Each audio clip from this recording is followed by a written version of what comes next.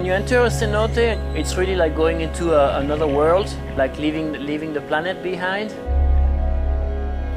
This is a feeling of really exploring something new, and I feel very lucky to be able to see that.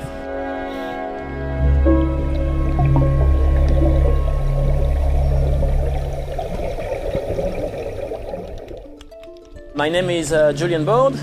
I've been freediving and scuba diving for the last 15 years in many different locations, always trying to find the best diving spots. Those cenotes are caves. All those cenotes are connected to each other. And the water goes and flows from one cenote to another cenote to end up in the sea. The first time you go into a cenote, it's something you don't see anywhere else. It's completely different experience than diving in the ocean. At the beginning, it can be a little bit scary, but really quickly, the beauty of the place will just take over.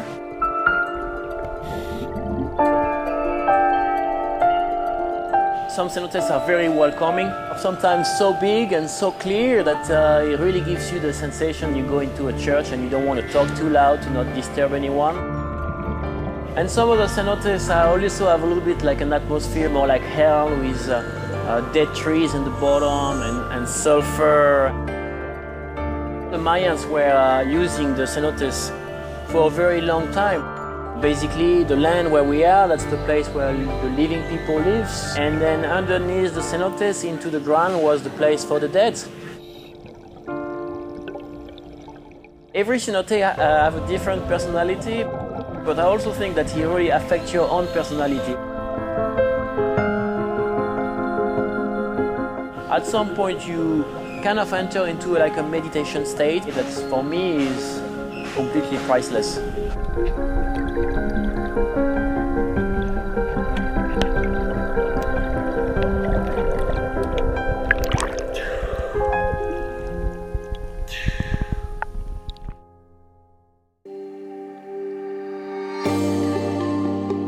It's taken 6,000 years for nature to carve these remarkable formations.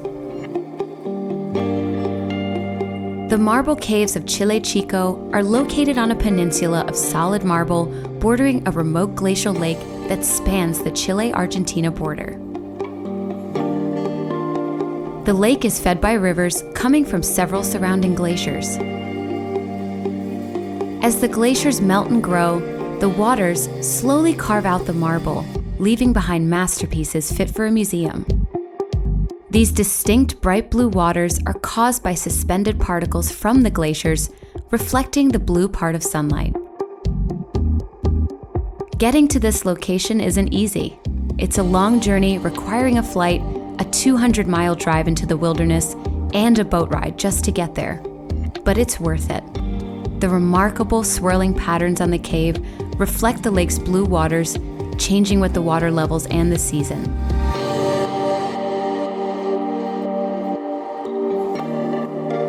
Nature truly is the greatest artist.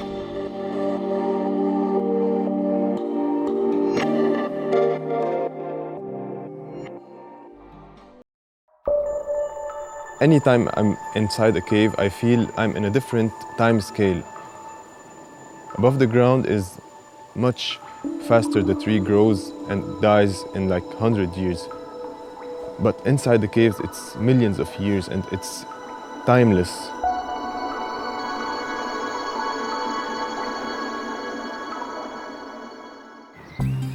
"11 miles north of Beirut, hidden inside a mountain, lies the Jeta Grotto, the pride of Lebanon and one of the most majestic caves in the world.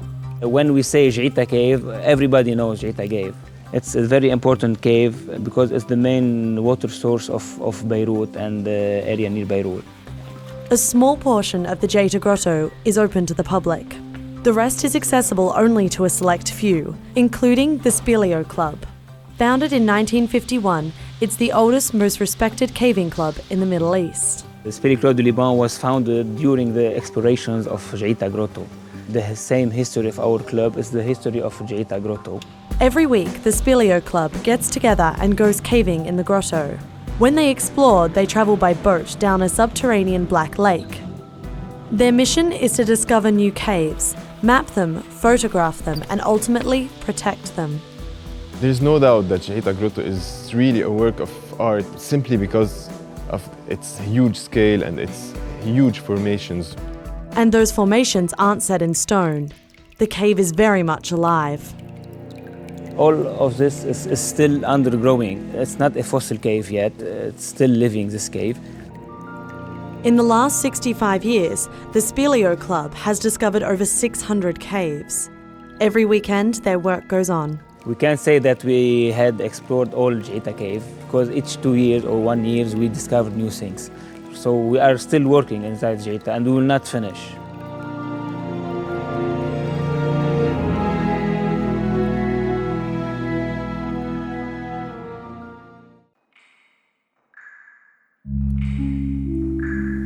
To play the instrument that is utilizing our gentle earth, it's like you are becoming one with the instrument in a very true way. You just sit and go, yes.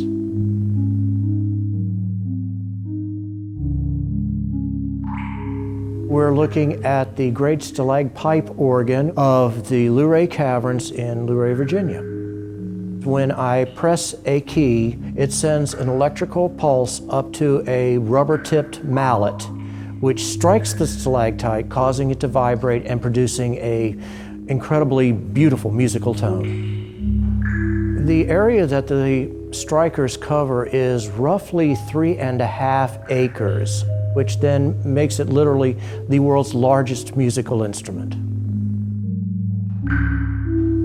It is a very gentle sound, very peaceful. There's only one like it in the world, and it's something incredibly different and wonderfully beautiful.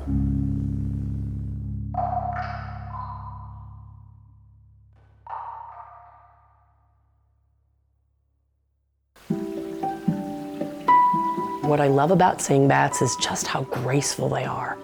The way they fly, they flit, they flutter, they move. It's moving out now. They're just stunning. It was just kind of a love at first sight that has stayed with me my entire life. They're just part of my world.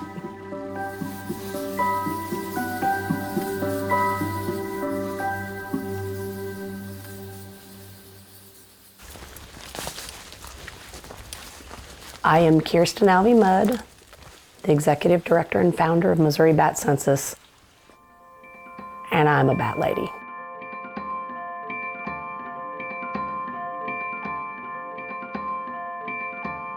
When we heard word in 2006 about white nose syndrome, I knew that we had a very short window. White nose syndrome is a fungus. It grows on a bat's nose, on its wings, on its tail, anywhere where the bat doesn't have fur. It causes it to wake too many times from its winter hibernation sleep. They may hang where they're at in a cave and just starve to death, or fly out on a cold day and will be lost on the landscape. See these little blotches in his wing? That's what we're looking for. It also invades a bat's wings tissue, and it eats away at their wings. Hey, but it's almost spring, buddy. You got a chance to make it. Some of your roomies did not survive.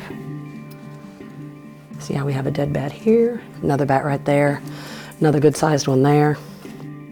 It's really hard, not just because I enjoy the caving, but I enjoy the bats themselves. And I just want to do everything to protect them and help them hang on till we find some method that we can intervene on their behalf.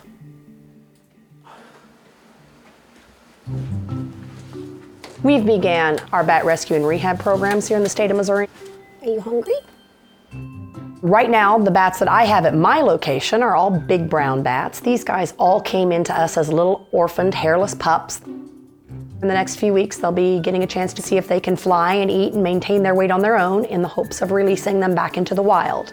Are you looking for more? There are so many misconceptions about bats. I just wish that everybody would realize that they have an integral part of our ecosystem. There's a real sense of pride that we have helped these bats gain in population numbers. Nobody has to pat me on the back for it. I feel it. It's the thank you from them as I see many more and more of them surviving and living healthy and happy. That's what I'm out for.